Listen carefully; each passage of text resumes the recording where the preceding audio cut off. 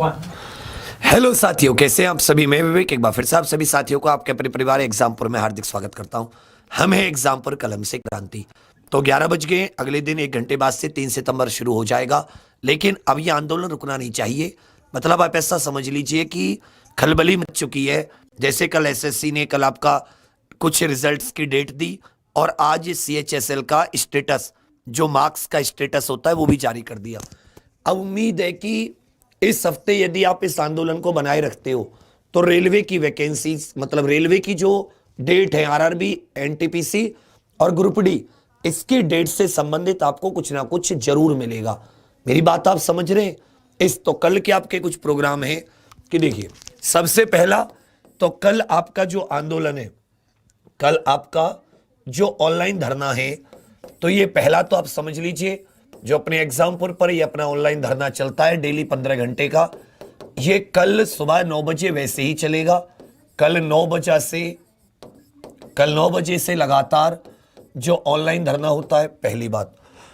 दूसरी चीज आपको बता दूं, जो रेलवे के टैग्स हैं, किसके टैग्स हैं? रेलवे के टैग हैं। रेलवे के टैग, हैशटैग का जिनका प्रयोग करोगे वो देख लीजिएगा। आपको कुछ नहीं करना, हैश और सब कुछ छोटे में लिखना है, आरआरबी एग्जाम डेट्स, और इसमें आपको कोई भी आपको स्पेस नहीं देना, इसमें कोई भी खाली स्थान नहीं रहना। आरआरबी एग्जाम डेट्स लगातार आपको लिखना है, डेट्स समझ लीजिए, कोई भी गड़बड़ ना हो, छोटे में रहे, क्योंकि सबने मिलकर ये डिसाइड किया है, कई सारे हम लोगों ने, टीचर्स ने मिलकर। तो पहली बात, ये रेलवे ग्रुप डी और एनटीपीसी सबको पकड़ेगा, एनटीपीसी और ग्रुप डी, इससे हम दोनों की भावना क्लियर होगी, पहली बात। और हर दिन किसी न किसी एक राज्य को कवर किया जा रहा है, किसी न किसी एक राज्य को। तो कल हरियाणा की जो स्टेट स्टाफ सर्विस कमीशन है, उसका HSSC, उससे जवाब मांगा जा रहा है। मैं आपको बता दूं कि कौन कौन से टैग हरियाणा के लिए विशेष तौर पर हैं, तो थोड़ा सा आप देख लीजिए अपने टेक्स्ट के साथ, इन्हें और साथ में लिखिएगा। HSSC जो हरियाणा की अपनी ये डिपार्टमेंट की एजेंसी है, HSSC, फिर डी कैपिटल लिख लेना, डिक्लेयर पेंडिंग रिजल्ट, पी का पी कैपिटल, पेंडिंग रिजल्ट्स, और आर का रिजल्ट्स, आर कैपिटल। फिर से समझ लीजिए, HSSC डी डिक्लेयर का डी कैपिटल, पेंडिंग का पी, आर का रिजल्ट, डिक्लेयर पेंडिंग रिजल्ट। एक इसमें आपका टैग है HSSC, ये छोटे में रखा है, HSSC डिफाइन सिलेबस, डिफाइन और सिलेबस का सब कुछ छोटा है, सिलेबस ये आपके सब कुछ छोटे में है। और एक आ जाता है, एक आपका जो कॉमन टैग है वो है स्पीक अप। कौन सा है साथी मेरे? एक जो अपना कॉमन टैग है, समझ लीजिएगा, एक कॉमन टैग है जो हमारा सबका रखना है, स्पीक अप। क्योंकि ज्यादा लंबा करने में बच्चे मिस्टेक कर रहे हैं, जिससे कि लोगों को हमारा हैशटैग बदलने का मौका मिल जा रहा है और हमारी बात एकता के साथ संयुक्त रूप से प्रेजेंट नहीं हो पा रही। फिर से सुन लीजिए, रेलवे एनटीपीसी का मुद्दा लगातार उठाना है, बाकी कल हमें हरियाणा को भी टैग करना है। इसी तरह संडे को पूरे दिन हम लोग उत्तर प्रदेश को, बीच में किसी दिन बिहार को, और 5 तारीख को जो आपका है वो बहुत बड़ा आंदोलन सिर्फ आरआरबी सुबह 11 बजे से आरआरबी एग्जाम डेट्स के लिए करना है। अगर थोड़ा सा मोमेंटम बनाए रखा तो जरूर कोई ना कोई जो जिम्मेदार व्यक्ति, या तो कोई मंत्री या रेलवे बोर्ड का कोई अध्यक्ष, ये आपकी बात का जवाब जरूर देंगे, या हरियाणा का कोई सेक्रेटरी आदि। अगर ये ट्वीट 1 से 2 मिलियन हो जाते हैं, समझ रहे हैं, करोड़ों लोगों ने फॉर्म भरा है, ज्यादातर लोगों को ट्वीट के बारे में नहीं भी पता, तो अगर 10-20 लाख ट्वीट भी आप लोग करा देते हो, 1 से 2 मिलियन, उसी में नंबर 1 पे ट्रेंड कर जाएगा, तो आप सब लोगों की बातें सरकार तक पहुंच जाएंगी। मैं साइड हो रहा हूं, इसका स्क्रीनशॉट ले लीजिए, थोड़ा सा इसका स्क्रीनशॉट ले लीजिए आप सभी लोग। मैं 10 तक गिनूंगा, सभी लोग स्क्रीनशॉट ले लेना। 1 2 3 4 5 6 7 8 9 10, गलती ना हो। आरआरबी एग्जाम डेट्स में छोटा भी है, क्योंकि ज्यादा बड़ा करने से क्या हो रहा है कि हमारे हैशटैगों को बदल दिया जा रहा है।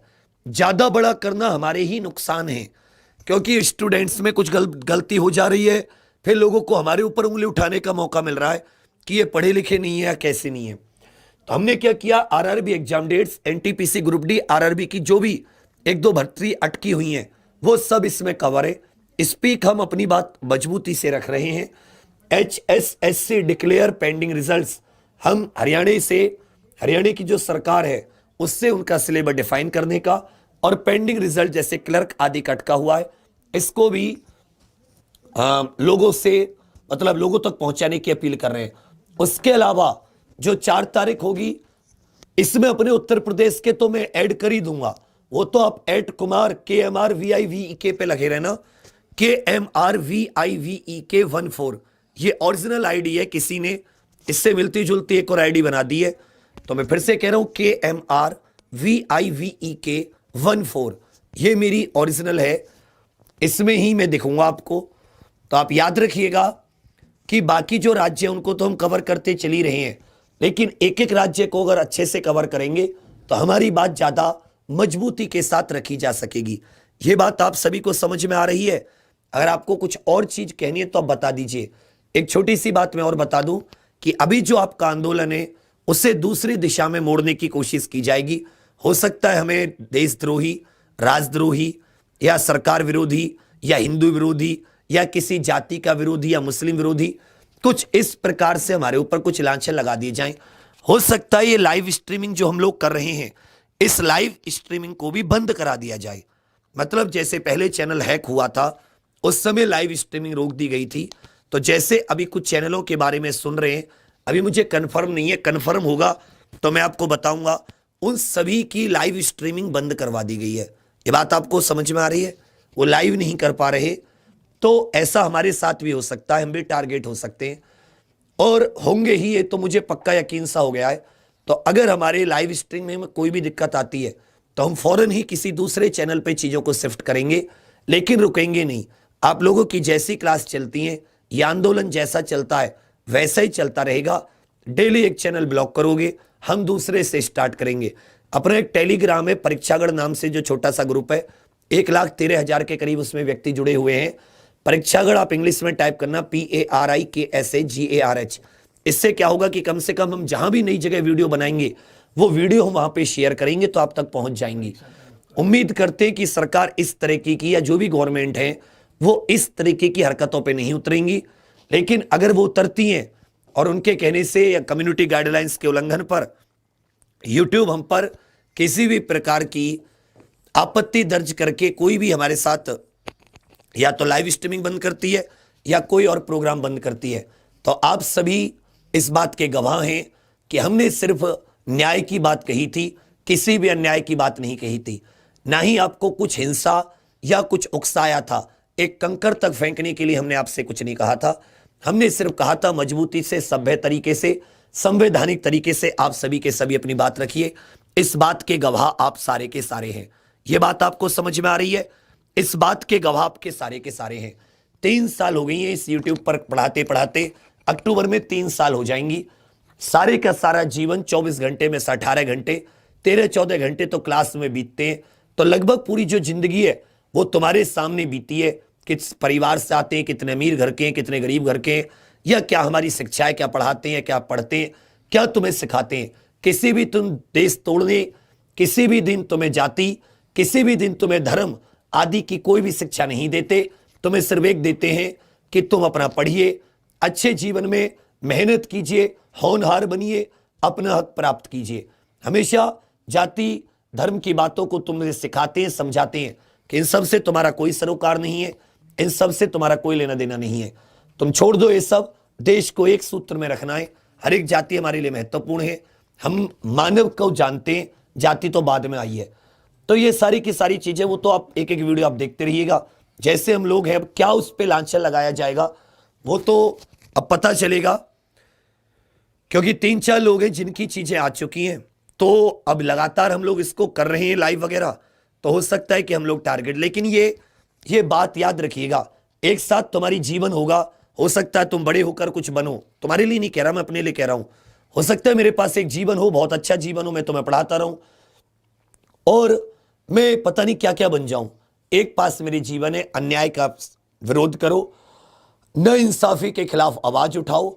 ये हमारे धर्म ग्रंथों में भी लिखी है, भागवत गीता में भी भगवान श्री कृष्ण ने कहा है।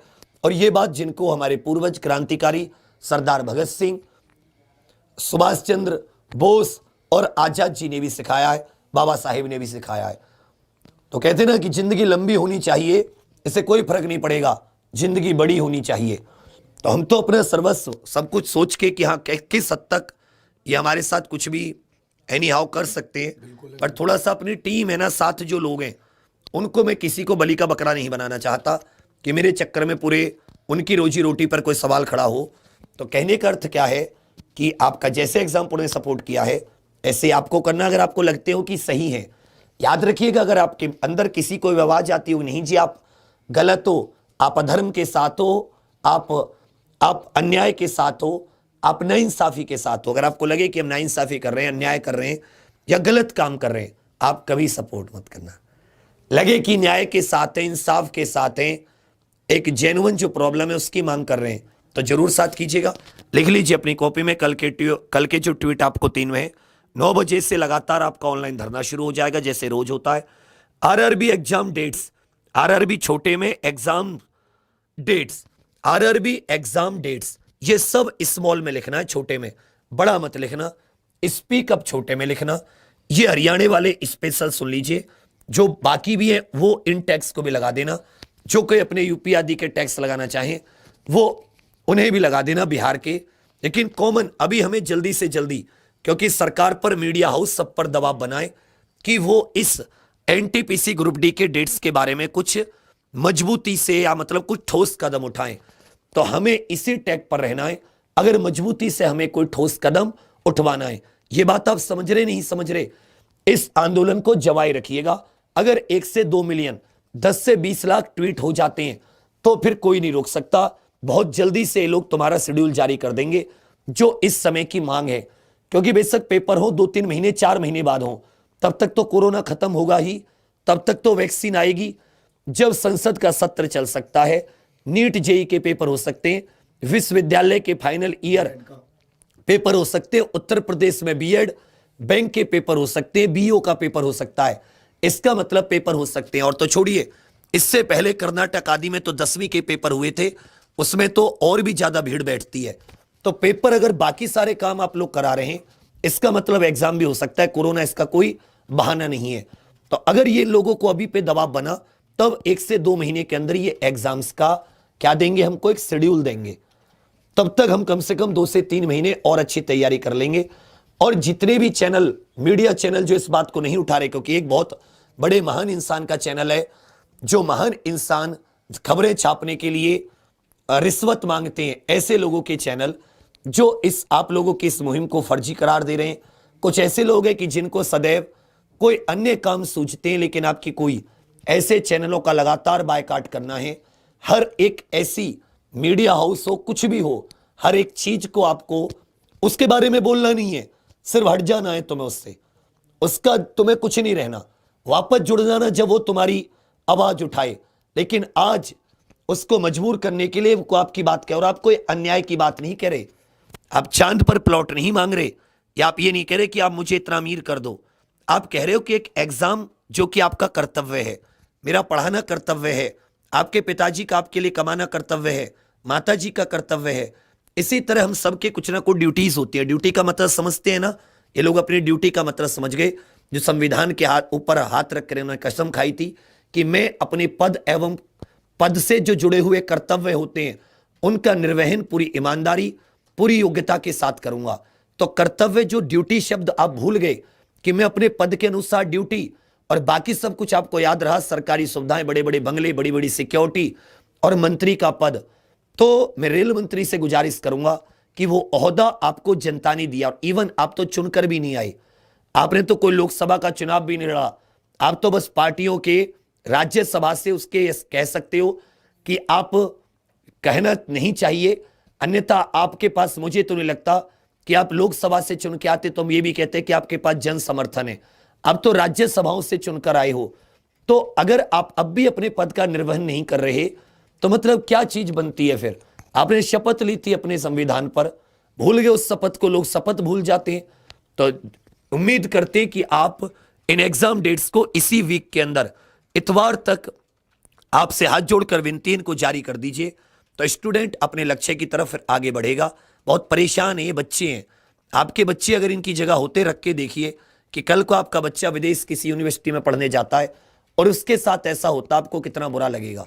कभी अपने आप को स्वयं एक कैंडिडेट की नजरों से देखिए, जिससे कि आपने पैसे ले रखे हैं, जिससे कि आपने वादा कर रखा है और 1.5 साल हो गई है, मतलब 3 महीने 4 महीने गुजरते हम मान लेते। दूसरी बात, चलो कम से कम डेट की तो बाद की बात है, आप आश्वासन भी तो दे सकते थे। आज आप 2 साल पहले हो गए, 2018 की बात है, आपने 10,000 आरपीएफ की वैकेंसीज की घोषणा की थी। मुझे नहीं लगता कि वो वैकेंसीज आज तक आई हैं 10,000 आरपीएफ की। मतलब इतना भी झूठ क्यों? इतना भी मतलब क्या फायदा मिलेगा आपको इस तरीके से करने के? वोट मिलेंगे, वोट तो आपको वैसे देती है जनता, तो किस चीज के लिए सब आप लोग कर रहे हो? क्यों इस युवा के साथ आप इसकी हाय लेने पर बैठे हुए हो? क्यों इसके साथ इतना अत्याचार बरत रहे हो कि लोग मतलब अपनी कहने की स्थिति में भी नहीं है कि कहें तो क्या कहें, किससे कहें, कोई सुनने वाला नहीं है। आपने, मुझे लगता है, न जाने पाकिस्तान के ऊपर, पता किस किस के ऊपर आपने लाखों हजारों ट्वीट किए होंगे। हर घंटे में आपका ट्वीट आता है। एक बार ट्वीट कह देते कि मेरे देश के छात्रों, तुम मेरे बेटे बेटियों की तरह हो, आप चिंता मत करो, मैं तुम्हारे लिए यहां पर बैठा हूं, मैं तुम्हारा एग्जाम जरूर कराऊंगा और मैं बेशक दिसंबर नवंबर सितंबर कब तक कराऊंगा वो लिख देते एक तारीख। आपका कुछ घिसता नहीं, ये आपके बच्चे जैसे ही हैं, जिस पद पर आप बैठे हो उसके लिए सामने। मगर आप देखो कि आप कितने बड़े खिलाड़ी निकले। मतलब एक निर्दयता की भी हद होती है। एक वो कसाई काटता है ना किसी चीज को, उसके अंदर भी दिल पिघल जाए जब वो कोई गिड़गिड़ाए उसके सामने। आपके सामने आज 1 करोड़ 2 करोड़ 2.5 करोड़ युवा गिड़गिड़ा रहे हैं, ऐसे हाथ पढ़कर। वो शक्तिशाली युवा जो पत्थर में रास्ता बनाकर, पत्थर को चीर कर रास्ता बनाने की ताकत रखता है, वो आपके सामने नतमस्तक के हाथ जोड़ रहा है कि हे मंत्री जी, आप हमारा प्लीज एग्जाम करा दीजिए। तो कम से कम उस व्यक्ति की उस गुहार को ही सुन लीजिए। तो आपको गलत शब्दों का इस्तेमाल करके या अन्यथा बोलकर नहीं कर रहा कुछ भी। अपने बच्चों की जगह बस उस बच्चे को रखकर देख लीजिए। किसी बहन की वो एक उसका सपना है कि शादी वो तब करे जब अपने पैरों पर खड़ी हो जाए, कम से कम सामने उसकी जिंदगी बेहतर हो जाएगी। एक बच्चे का सपना है अच्छे को नौकरी लगे तो अपने माता पिता की सेवा करूंगा, बीमार है तो इनका इलाज कराऊंगा। लोग कई बार अखबार में आपने देखा होगा खुदकुशी कर लेते। अपने बच्चों की तरह रख के देखो कि आपका बच्चा विदेश पढ़ाई करने जाए और ऐसा हो तो आपको कैसा लगेगा। मुझे नहीं लगता कि आप आंसुओं को रोक पाओगे। तो आप इतने दुनिया से मत कटिए। हजारों लोग इसको सरकार के देख रहे होंगे, इस पूरे आंदोलन पर आप लोगों की नजर होगी। आप हमें देशद्रोही घोषित करने में जितना खर्चा, देशद्रोही घोषित करने में जितनी ऊर्जा लगाओगे, उससे आपको 1% ऊर्जा सिर्फ एक मीटिंग बोर्ड की बिठाकर आरआरबी को धमकाना कि भाई तेरी क्या मजाल की 1.5 साल हो गए एग्जाम नहीं ले रहा, एक बार में आरआरबी को सुनना पड़ेगा। इसका मतलब आप ही की तरफ से कुछ उसको जोर नहीं है, क्योंकि आप अपने पद की जो दायित्व आपको सौंपा गया है वो दायित्व आप सही से पूर्ति नहीं कर रहे। तो ये आपके कल के टैग हैं। हम नहीं रुकेंगे, हम नहीं थकेंगे, कुछ भी हो जाए हम अपनी बात कहेंगे। अंत में सिर्फ यही कहूंगा कि हो गई, दुष्यंत कुमार जी की पंक्तियां हैं कि हो गई है पीर पर्वत सी पिघलनी चाहिए, इस हिमालय से फिर कोई गंगा निकलनी चाहिए। सिर्फ हंगामा फैलाना मेरा मकसद नहीं, हमारी कोशिश से ये सूरत बदलनी चाहिए। मेरे सीने में न सही, तेरे सीने में सही, लगी हो आग कहीं भी, ये आग लगनी चाहिए। ट्विटर पे दबा के ट्वीट करना, कल का दिन भी ऐतिहासिक होना चाहिए। चलिए फिर, आप सभी के लिए बहुत सारा प्यार, खुश रहिएगा, तंदुरुस्त रहिएगा। और मैंने आपको बता दी, अगर हमें अपनी वीडियोस कहीं दोबारा दूसरी जगह लेकर जानी पड़ती हैं, अगर हमारे चैनल की लाइव स्ट्रीमिंग रोक दी जाती है, तो आपसे सपोर्ट की आकांक्षा रहेगी। देशद्रोही घोषित किया जाता है तो हम इनकी नज़रों में नहीं तुलना चाहते, हम आपकी नज़रों में तुलना चाहते हैं कि क्या हम सच में देशद्रोही हैं, क्या हम सच में जाति विरोधी, धर्म विरोधी हैं। ये हम आपकी नज़रों में तुलना चाहेंगे, इनकी नज़रों में नहीं, क्योंकि इनकी इतनी हैसियत नहीं है कि हम लोगों को ये तोल सकें अपने पलड़े में, अपने एजेंडा के हिसाब से। Thank you, all the best. खुश रहिएगा, तंदुरुस्त रहिएगा, पढ़ते रहिएगा। सुबह 5:30 बजे फरवरी और 6:30 बजे रोज करंट अफेयर की क्लास होती है। आप सभी के लिए इतना सब कुछ करते हैं, करंट अफेयर की क्लास आप जरूर लिया करो, तो हमारा भी पढ़ाई के साथ साथ हौसला बना रहता है। तो सुबह वादा कीजिए कि करंट अफेयर की क्लास में जरूर आओगे। Thank you, all the best, धन्यवाद।